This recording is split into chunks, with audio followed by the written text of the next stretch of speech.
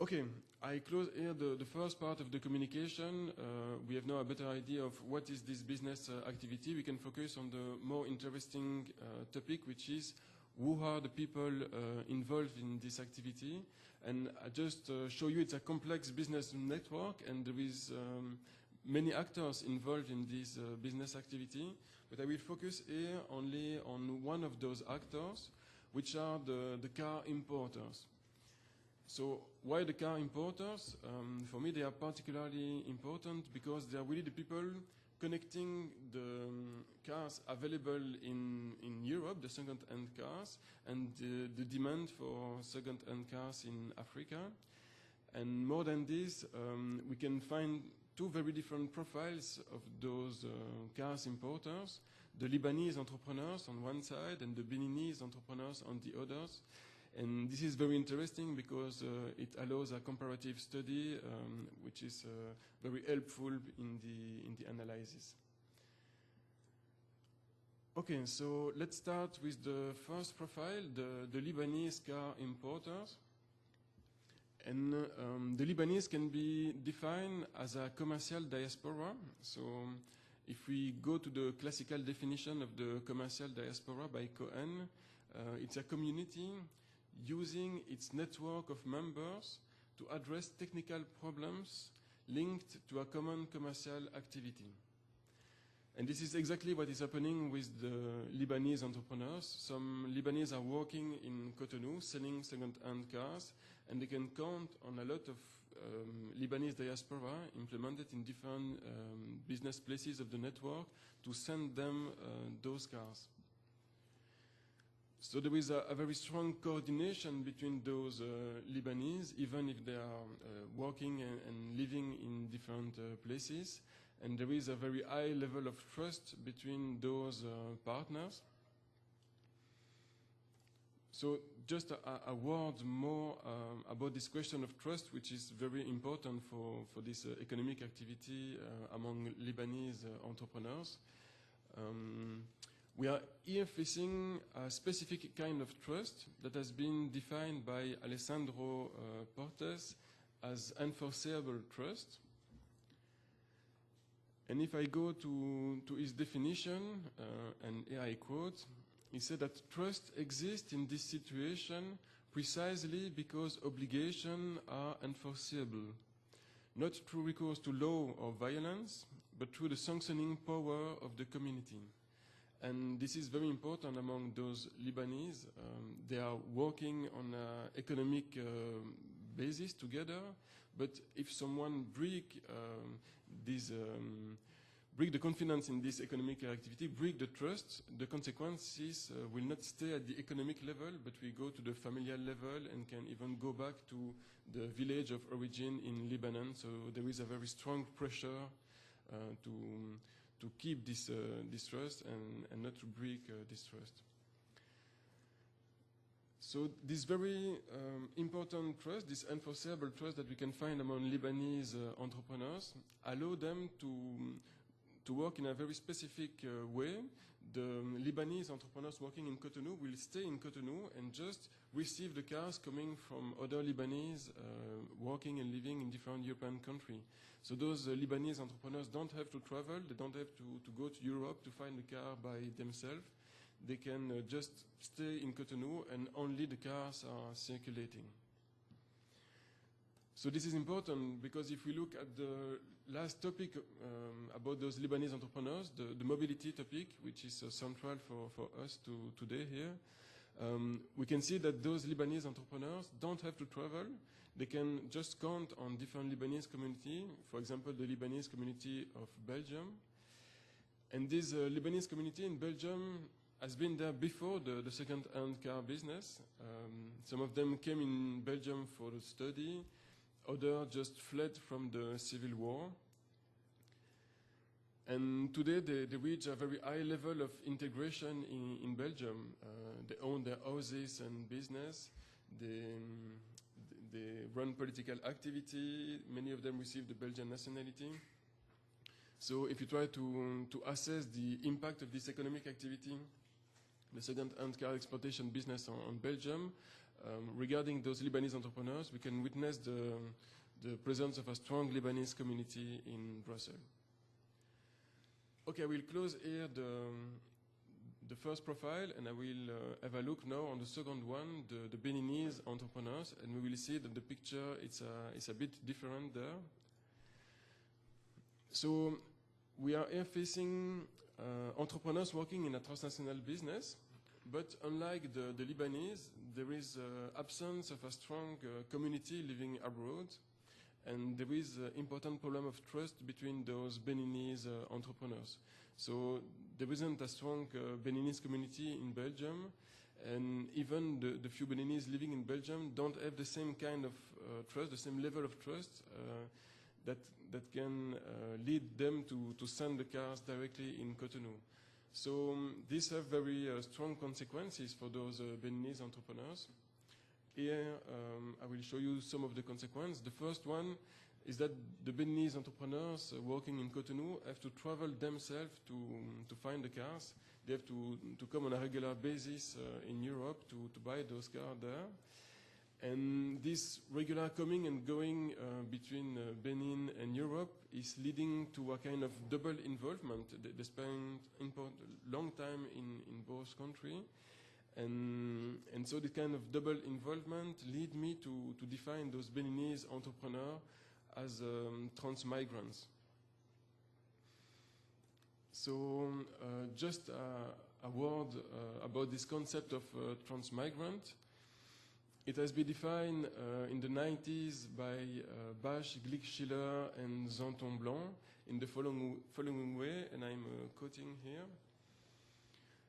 Immigrants who develop and maintain multiple relationships, familial, economic, social, organizational, religious, and political, that span borders, we call trans-migrants.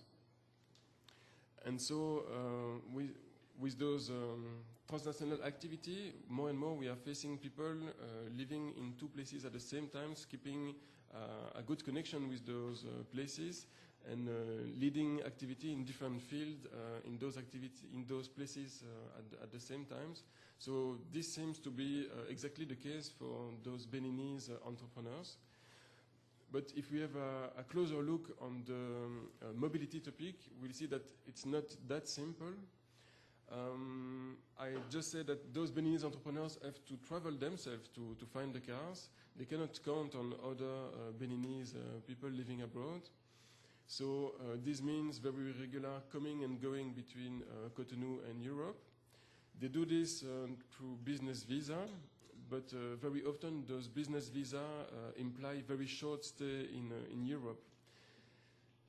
So very short stay, even if some of them, through this regular coming and going, will end up with up to 5 months in Europe each year. So some of them spend a very long time in Europe each year, but if we speak with them, and when I follow them in Brussels during the journey, we can see that there is very little implication there in Belgium, and they really just focus on business. So even if they spend a very long time in the country, they remain very strongly rooted in Cotonou, and they just limit the implication in Europe to the economic level, and they don't have any kind of activity at the political level or the religious level. They just focus on this business activity. Okay, so it has been very quick, but I just try to show you that we have here two main profiles. The Lebanese on one side, working as a commercial diaspora, and able to do this to the fact that there is important Lebanese diaspora living in different European places. On the other hand, we have Beninese working as a trans-migrant. Even if we have some kind of specific trans-migrant, it's not the complete and classical definition, because this kind of double involvement is really limited to the economic level. And as a conclusion, I just try to show you that it's interesting here because we have one single trade network, and we can witness important differences inside this trade network. The first one is the fact that we have very different profile of actors, and I illustrate this to the description of the Lebanese and the Beninese entrepreneurs. And the second one is the fact that those actors have very different kind of mobility. Thank you.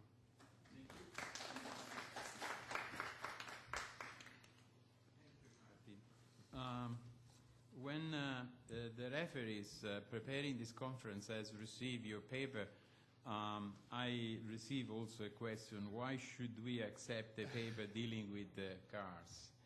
We started, but this is fantastic. I think that we were very well, because Martin has shown us a slogan of his work, which is also the slogan of the GLOBILITY, to follow the cars in order to meet the people. Because the difficulties in finding data concerning human mobility is that you have to identify other parameters. So in order to identify the Lebanese commercial diaspora or the Beninese transmigrants, you have to follow cars. And then this is very useful following these kind of things. In fact, I never was in contact, or probably it's not true, with Martin, but we have a long tradition of cooperation with the ULB in Brussels. You are probably a sociologist. Yeah, yes. I do. And you know, we are very happy that we have also other social sciences with us. Of course, thanks to sociologists, we can reach, through the people, we can reach also places. And so we can focus on subtopics that we could be more interested even. Okay, some questions, if you are interested to put questions. Is anybody of you? A lot of questions. So we start from there, but we need I'm coming. And don't be in the shadow, but be here. Come here. Is it okay? Okay. Corinto from Sciarra, Italy. Just a little question. How much is paid a car in an economic question? How much is paid a car in Brussels? How much is sold in Benin or Nigeria? And the car is paid more for Lebanese or Benin entrepreneurs? Okay, thank you for this question. And well, it's very interesting because those cars, there is a broad range of second-hand cars that are sold in Cotonou.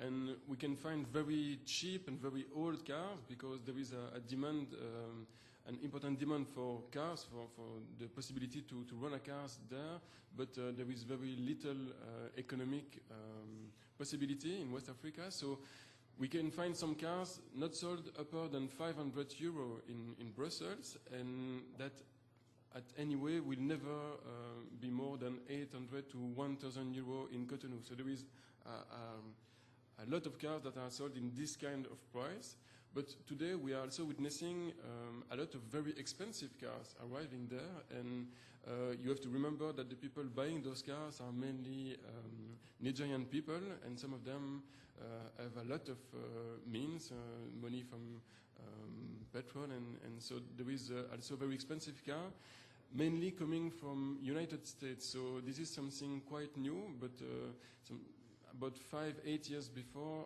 cars start to come from the United States, and you can find some very high-class cars. You can find brand new Hummer in Cotonou, and those cars are sold for sometimes 15,000 or 20,000 euros. So you have very different kind of cars.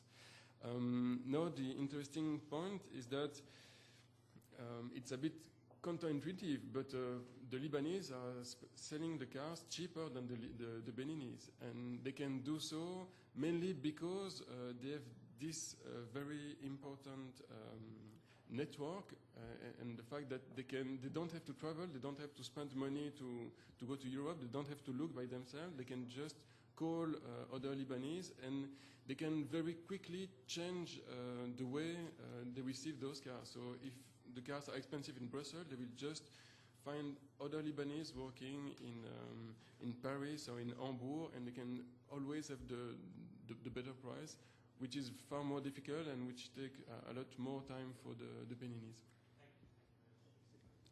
Who is the next? Yes, Zaga Cristiano from University of Latvia. Thank you for the interesting presentation. I have actually a question. How, for example, Lebanese car sellers are connected or interacted with locals, local car sellers in Benin? There is any conflict or no? How they find the clients, for example, in Nigeria and Niger or something? Thank you.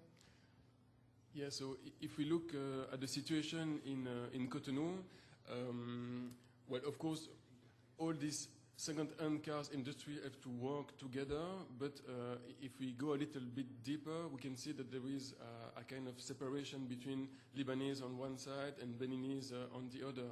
And before it was difficult to do so because the market was very limited and the people running the market was the Beninese, and it was not possible to open this market more. But in 2003, all the market has been placed outside of the city, and so huge space are available there, and some Lebanese receive the authorization to open their own park. And what we are seeing today is that there is some park with almost only Lebanese working in there, and some other park with only Beninese, and there is a kind of strong separation between them. One thing that is reinforcing this process is the fact that those Lebanese are able to manage to have some kind of sub-networks inside this big network, and now they run some ship company, and they are very strongly implemented in Brussels, and they have their own park in Cotonou, so it's possible to have those cars leaving Europe and being sold in Cotonou and dealing only with Lebanese people and not having nothing to do anymore with the Beninese in the process. Yes, thank you, Armando. Yes, I just have one question. Most of the time, are these cars legally purchased cars in Europe, or are they sometimes stolen cars? Yes, so it's a very important question, and there is a very gray area around this business, and it's sometimes very difficult to know and to define what is legal, what is illegal, what is formal, what is informal. So this is difficult, but anyway, it's mostly cars sold totally legally, and there is, of course, some stolen cars or some assurance cheating that is involved in this activity. But when you see the huge amounts of cars that are sold on a daily basis, this is only a very tiny part of the activity. So this exists, and we cannot forget this, but it's a very tiny part of the activity. One thing too is the fact that today, those cars are coming from all over Europe, and very often you have cars coming for Nordic country, for example, some cars that have been involved in car accident, and it's too expensive to just repair those cars in Europe. It's cheaper to buy a new one, but in Africa, then you can find some very competent mechanics that will do the job for maybe 10 times less, and so those cars can re-enter the market there, even if in Europe they have no chance to do so. Since you're talking about this illegal gray area, are there products that could follow this line? Because whenever the network has been established, I imagine that these people are very creative, are already thinking and other. Yeah, do you have any ideas of what could happen in the near future or already happening? Yeah, so this is very important. Of course, when you put the cars into the boat leaving to Africa, you pay for the place in the boat, you don't pay for the weight. So you can put whatever you want in the cars, it's the same price. And those people have limited resource, and they come in Europe to try to make money. So very quickly they understood that they can put a lot of things in the cars and try to sell them in West Africa too. So very quickly we saw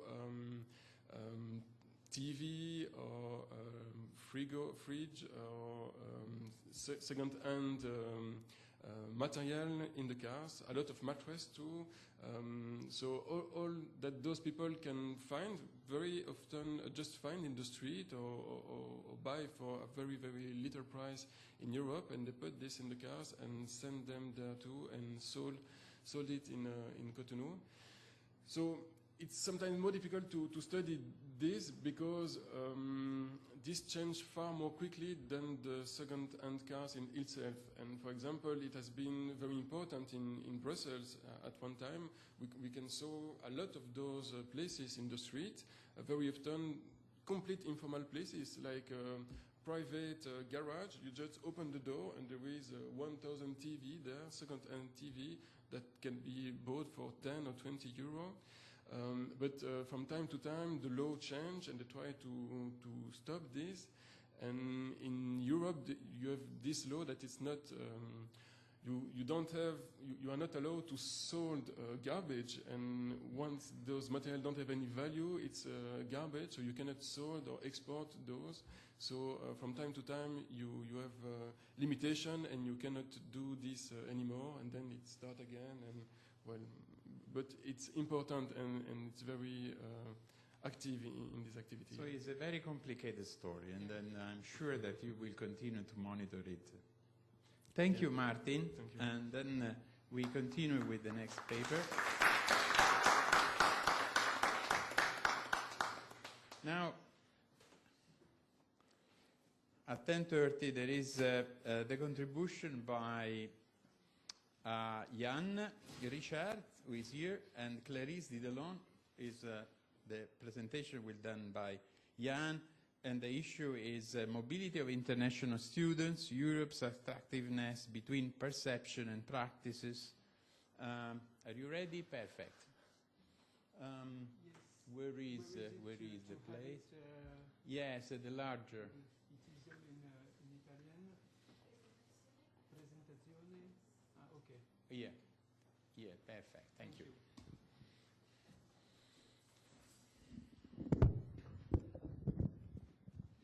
Thank you, Armando. This presentation is written by Clarisse Didelon and I, with the collaboration of other French colleagues and also a colleague from the ULB, Gilles Van Am. I just want to underline that this.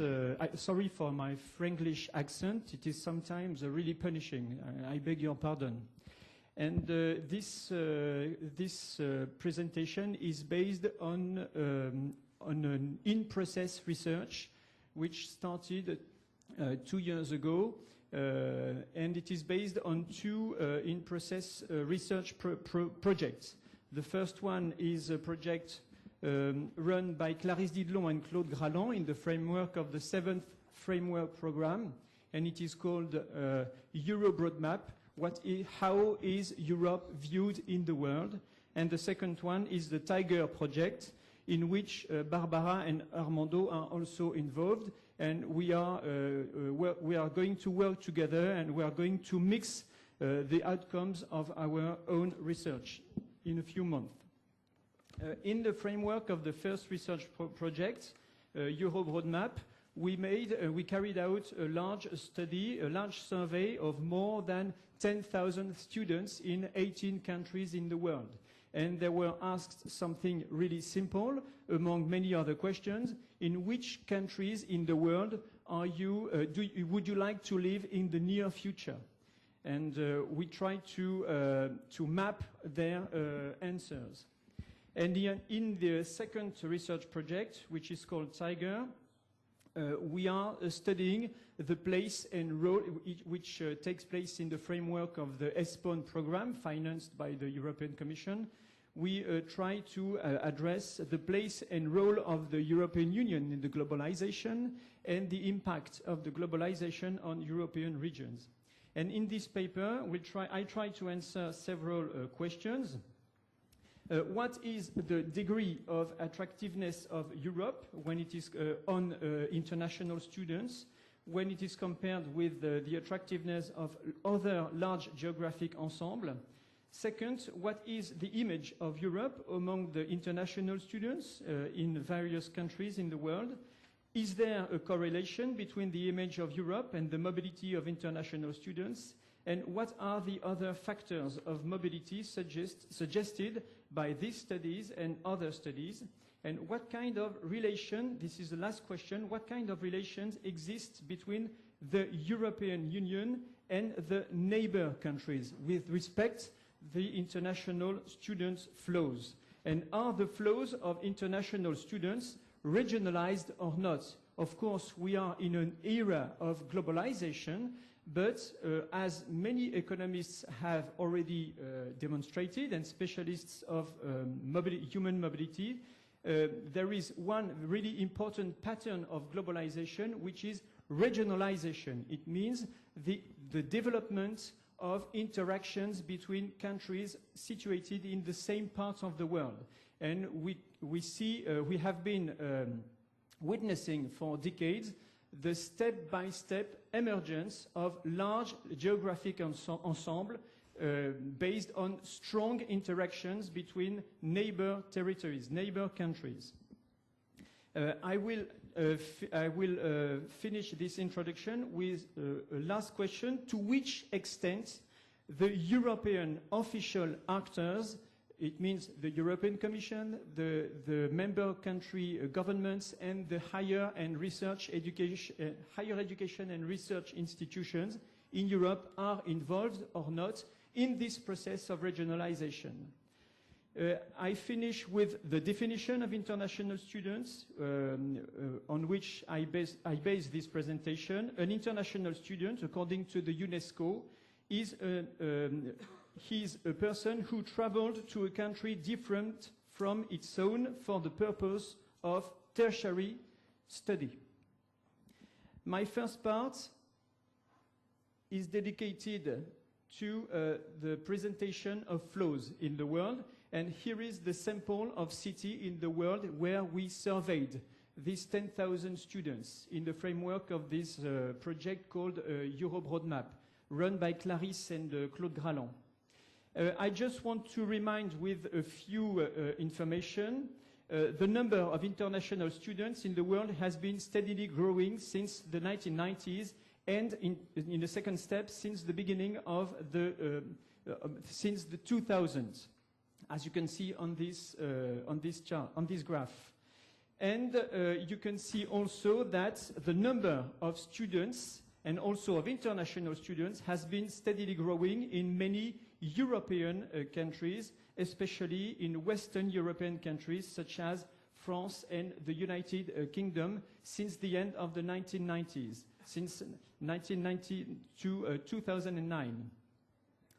And as you can see on this third figure, the European countries can be considered as a place to go. And Europe, as a whole, can be considered as a place to go in the world, because many, if you add all the European countries, of course, USA are the most attractive country in the world. But if you add all the European countries, you can see that they attract a really high share of the total international student in the world. And if you add them, it means the 31 countries included in the ESPON area. It represents between 2006 and 2008, on an average, yearly average basis, more than 46% of international students in the world. But this high figure includes intra-European flows, of course. Nevertheless, if you exclude the intra-regional flows, you can see in this chart that ESPON is the first place, the most attractive place in the world, more than USA plus Canada.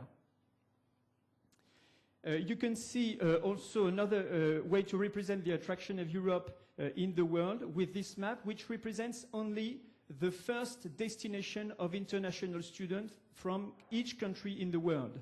For example, if you take Nigeria, for example, on this map is represented only the first destination of international students coming from Nigeria. And you can see that North America and Australia also and Western Europe are really attractive places. Second, where do these students come from? As you can see on this map of the attractiveness of Europe, most of the international students coming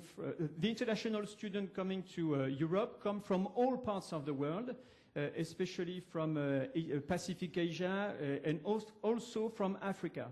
The size of the circle is determined by the number of entering students in ESPN, but the color inside represents the share of emigrating students from every country in the world entering ESPN.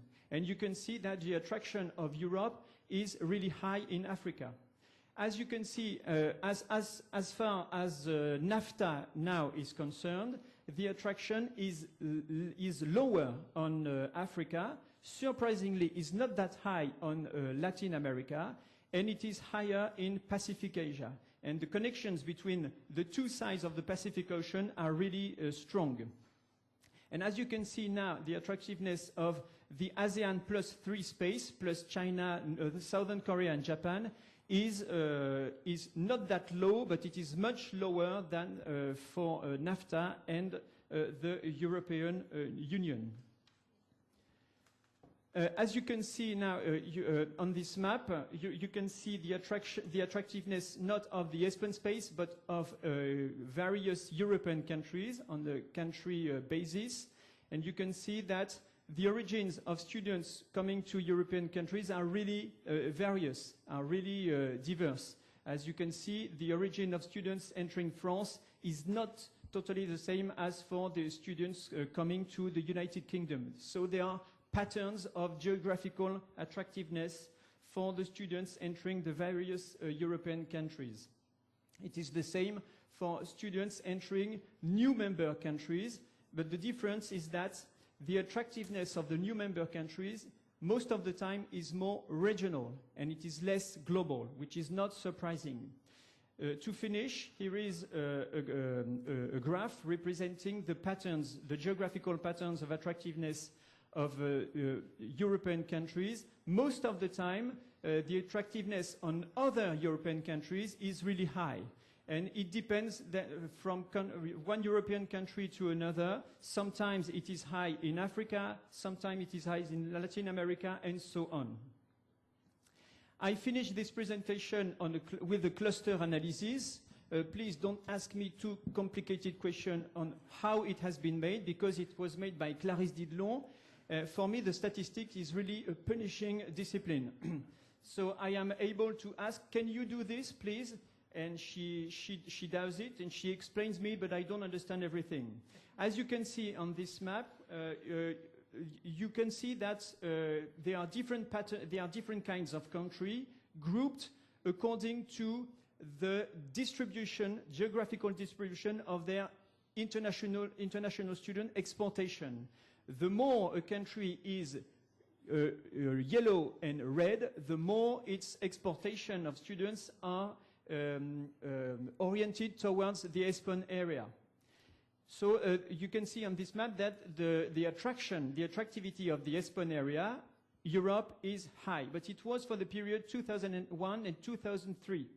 If you have a look on the map for the second period, 2006-2008, the attraction of Europe is lower. So it seems that Europe is, the influence of Europe in terms of attractiveness is shrinking, is decreasing.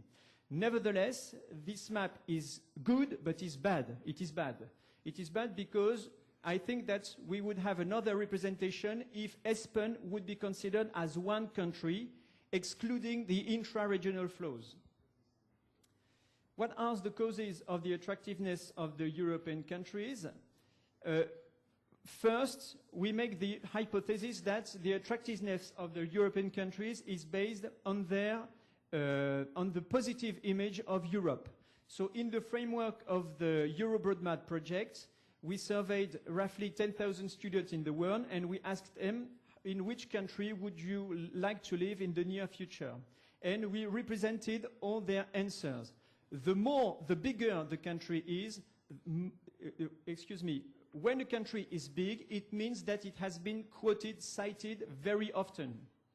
And when a country is colored in red, it means that its image is really positive. On the contrary, the more it is green, the greener it is, the more negative is its image. As you can see, most of the time, Western Europe is very much present in the representation of the world of these students, in their vision on the world, and most of the time, the Western European countries are really popular. They are really attractive. Here it is for the Brazilian students, for the Chinese students, as you can see, and the neighborhood of China has a really negative image. But for some time, it is really present in the representation of the world of Chinese students. For example, you see South Korea, Japan, it is very much present, but the image is not often positive. Most of the time, it is negative. For some reason that I want to present here. You have on this map the vision of the world of Indian students, for example. And most of the time, their vision of the world is bipolar. You have Northern America, Canada, and the USA, and Western Europe. So we can ask the following question: is there a relation between the image of European countries, and the attractiveness of European countries? Of course, it is possible to answer right now, and as I told you, the study is still in process.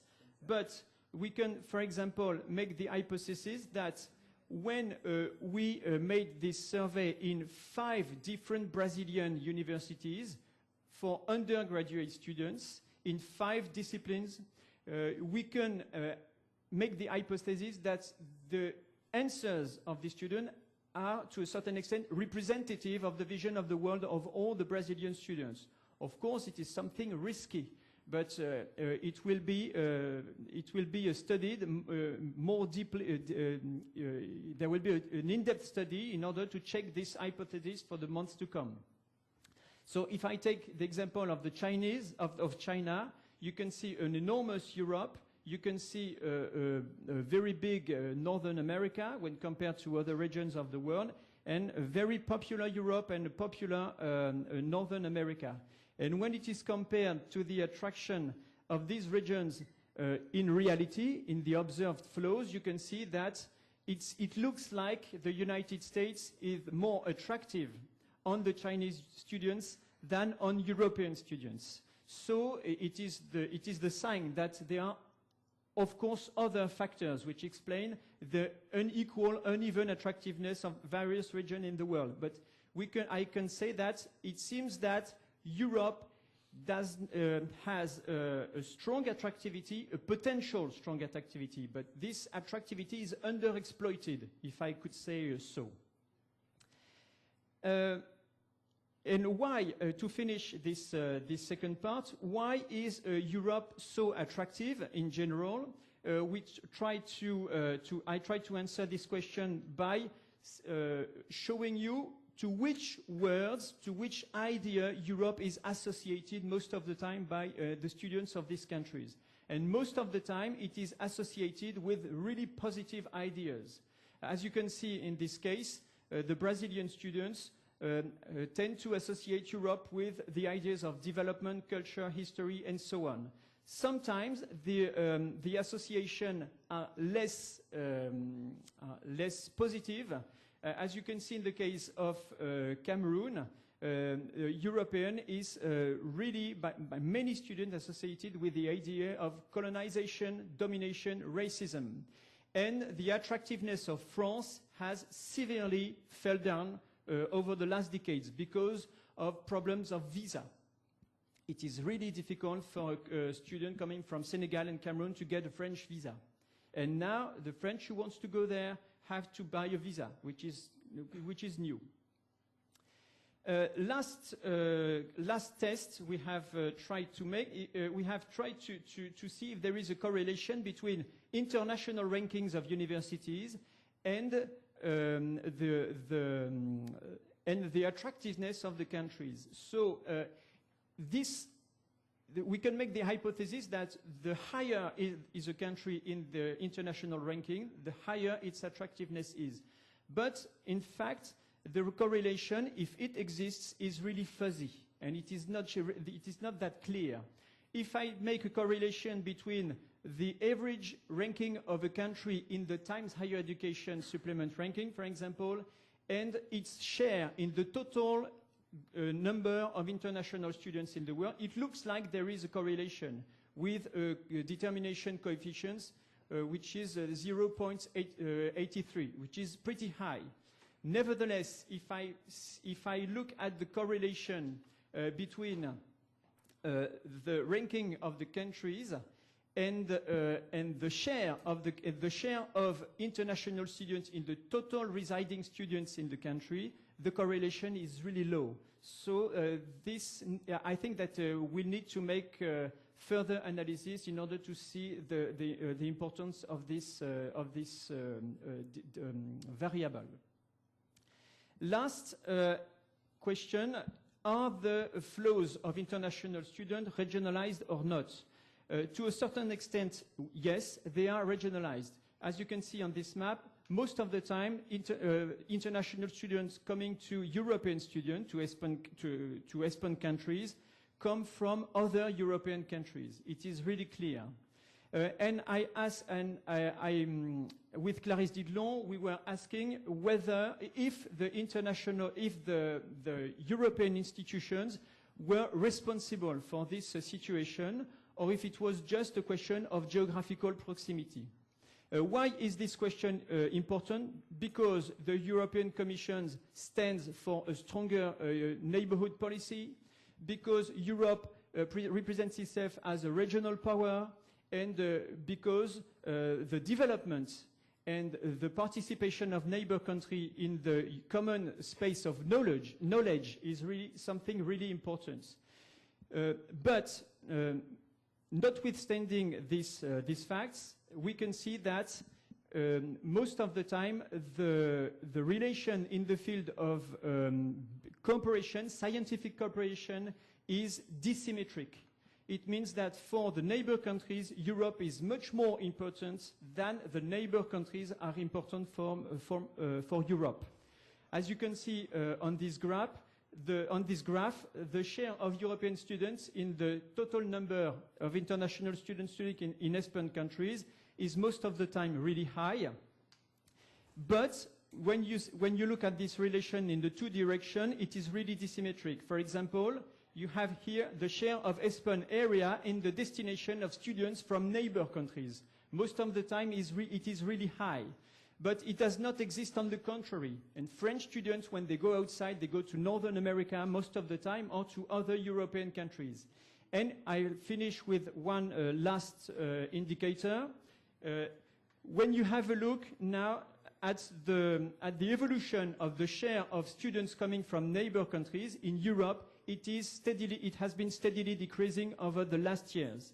And it is the same thing in the field of scientific cooperation. If you look at this map, you can see the geographical distribution of cooperation and partnership signed by a sample of European universities. As you can see, these partnerships are very much Pacific Asia, Russia, and Northern America oriented. And there is almost nothing for the countries of the neighborhood. And it is the same, for example, for the 7th Framework Program. As you can see on this map, there are many, many connections of scientific cooperation with Northern America and with countries of the Eastern Mediterranean Basin, but almost nothing with Ukraine, Belarus, and Northern America. So I can conclude that it seems that in the globalization, the flows of international students are getting more and more regionalized. But if you make an in-depth study of this question, you can see that first, the European institutions from the European Union to universities are not really involved in this process.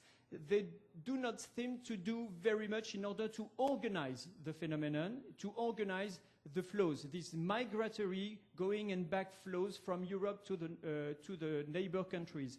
And I think that it is a major shortcoming, major failure of the actual neighborhood European policy. Thank you for your attention.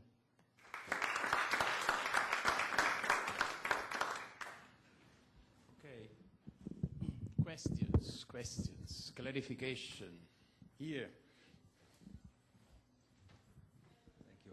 Yeah, many thanks for your interesting presentation and the many facts and the many pictures we could see. One question: could you also test correlations between language skills and attractivity of several regional distributions? Yes, I'm sorry my presentation was very much too long, but I wanted to say something about other factors. With Clarisse Didlon, we decided to test three important things which refer to the concept of distance: the linguistic distance, so the cultural distance, the existence of not of former colonial ties, the second, and we also decided to test what we call the institutional distance. As for the linguistic distance, we have made some tests for France and for UK, and our objective is to make the test for every European country. But when it comes to UK, I think that the results are biased or biased. I don't know how to pronounce the word in English, because most of the time, a really high share of students speak English. So the test is a bit fuzzy. But nevertheless, when it comes to France and UK, it seems that the correlation with the language is high. When it comes to the question of prior colonial ties, it is also most of the time high, really high. But when it comes to the institutional distance, it is higher for the UK and USA, for example, than from France. I just give one explanation. In order to make this correlation, we divided the world in three regions. For France, the first region is the European Union and ESPON. It is the first institutional neighborhood. The second institutional region is the neighborhood on an institutional definition for the European neighborhood policy. And the third region is the rest of the world. And we see in the framework of the key square test if there is a correlation between the intensity of flows and this division of the world. And it is much higher in the case of the United Kingdom than in the case of France. Why? Because in France, the colonial ties are really, really important up to now. But we have to do further analysis for other European countries. Just maybe some remark. Did you find any differences regarding priorities if people choose area of studies, for example, medical and engineers or natural scientists, for natural sciences? The problem is that my answer will be, it's really easy for me to answer, because the problem is there is a real enormous data problem. All this presentation is based on the combination on data coming from the OECD, but the problem is that the data of OECD concern only OECD countries most of the time. And the other sources is the UNESCO databases, which is run by persons in Montreal. They are really competent, but if you look at the database, there are enormous holes everywhere. Nevertheless, we tried, with the help of Clarisse, to build two origin-destination matrices with 226 countries of destination and 226 countries of origins. The problem is that these databases are built thanks to the goodwill of the countries. Sometimes they accept to say where their international come from, and sometimes they accept to say where their students go when they go to study abroad. And it is even more, it is a nightmare if you want to have an in-depth, if you want to make an in-depth study, fields of study by fields of study. Who else? We have still a few minutes. Just a little question, but Is there possible for you to assess a potential link between the choice of one country for the study and the possibility to enter the work market in this country after the completion of the study? Yes, I did not. I decided not to say something about this thing because it is very well studied by the OECD reports everywhere. There is a very interesting report called "Education at a Glance," which is really interesting. And for example, in the last volume released in 2010, there is a small subpart dedicated to that, and you can see that the attractiveness of the United States has been decreasing during the period 2001 and 2010, just because of the terrorist attack. But the United States are really, really very much attractive. But it is much more complicated to enter. And the European states have made huge efforts in some cases to make the entrance of international students easier on their territory. Either to help them reside on their territory, to find somewhere to live, but with unequal results, and they made huge efforts to help them find some work inside their territory. Thank you. Before you conclude, I would say to mention something. At the recent conference in London, and Clarice was with us, and there was also Carlo, and also Papotti, and Barbara. There was a presentation by the London School of Economics, including many more. Surely Clarice has referred to you because we were very interested in taking notes. Many more variables, but the results are not so different, in the sense that also what was the comments during the coffee break with the author of this presentation is that you can, at a certain level of data, you can understand, because of course there is also another variable. So how much have you to pay to be in a university in the States? How much do you pay when you are at the Sapienza in Rome? Which is the cost for living 1 month in Rome? Which is the cost to live 1 month in Brussels if you are students, of course? Well, the impression is that, of course, in a period like this one, where there is the growing number of students, surely there are also other elements that they are supporting this attraction. So we are in a period that is necessary to be sensible to any also small change in order to understand the phenomenon that surely is growing, and then this is a symbol of our human mobility, because when people start to move at the early stage of their life, surely they will continue during all their life. So this is is a good future for a researcher like us interested in this group. Well, the next team is Barbara Staniscia and Filippo Bello. Barbara is presenting the paper. I would like to remind you that we reach little less than 20 teams following our conference, but we are stabilized on 10. So there are 10 people, 10 teams, 10 universities, 10 friends that are following us, and we are happy. 10 is not 100, but of course we have to start from the beginning. Probably in the future we should also organize a kind of conference with questions coming from our followers, not here in the room. So, Barbara, please, I haven't read the topic. This is mobility of higher education students, the case of Sapienza University, a result of the Tiger project. Thank you, Armando. Good morning to everybody. This presentation is the result of a joint work of Filippo Belloc and myself, and I will present. I think at this point of the morning you are already familiar with many of the topics I will tackle, since Jan Richard, who is involved in Tiger as well, has already introduced our common topic. As Jan has already anticipated, what I will present and what he presented is also part of a joint project whose acronym is Tiger, territorial impacts of globalization on European regions. There are several European partners. GA ULB is the lead partner, and Sapienza University of Rome is represented by a team, the coordinator of which is Armando.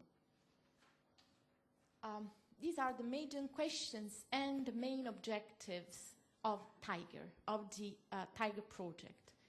I've listed them in the same way as we usually do when we formally present the project. I will summarize for this audience, since this is not the main topic of my presentation, basically what Tiger aims to do, and I would say it's a very ambitious target, is to define the position of Europe, of EU 27, of the ESMO space in the worldwide context, analyzing basically flows. And we are trying to face the problems linked to all type of flows we could imagine, and I would say we can measure. Because one of the main problems we are facing is how do we measure flows? And this is, I think, a common problem many scientists involved in human mobility are sharing. Our group is particularly involved in the flow concerning migration and tourism as well. Armando has anticipated already this morning, and he has recalled our point of view of production-led and consumption-led mobility. And we are focusing on global flows, migratory and tourist flows, on the movement of women and of highly qualified persons, namely tertiary students and researchers. I will focus today only on the part concerning international students. Jan has already defined international students, so I will not come back on the definition. And he has already shown some figures. This is just an idea to summarize very briefly, which is the trend of international students at world level. We see already an increase of 50% in the 7 years between 2001 and 2008, and we see this is just an estimation, and we don't know if we will reach this figure or we will even pass the figure. It's estimated that in 10-15 years from now, we will reach 7 million of international students at world level. These are two graphs just to very quickly compare the situation in 2001-2008, just to show that the number of students in absolute terms, as we have already seen, has increased, and just to start introducing, let's say, the division of the world, and following the Jan presentation, US, for example, we can see its relative weight has decreased during those 7 years. The relative weight of other countries has grown, like the weight of UK, the weight of France, the weight of Japan, the weight of China, where there are other countries whose weight is decreasing. In the projection of trends, so what will happen in the near future, in the literature, there are 4 major groups of countries defined as major players, middle powers, evolving destinations, and emerging contenders. As we can expect, the major players in the near future are expected to be the English-speaking countries, so United States, Australia, and United Kingdom, and we are not surprised, I think. The middle power are countries in the continental Europe, Germany and France, the evolving destination, Japan, Canada, and New Zealand. And then we have the emerging contenders, and also here probably geographers will not be surprised, Malaysia, Singapore, and China. As you can see, Italy does not appear in this list of countries.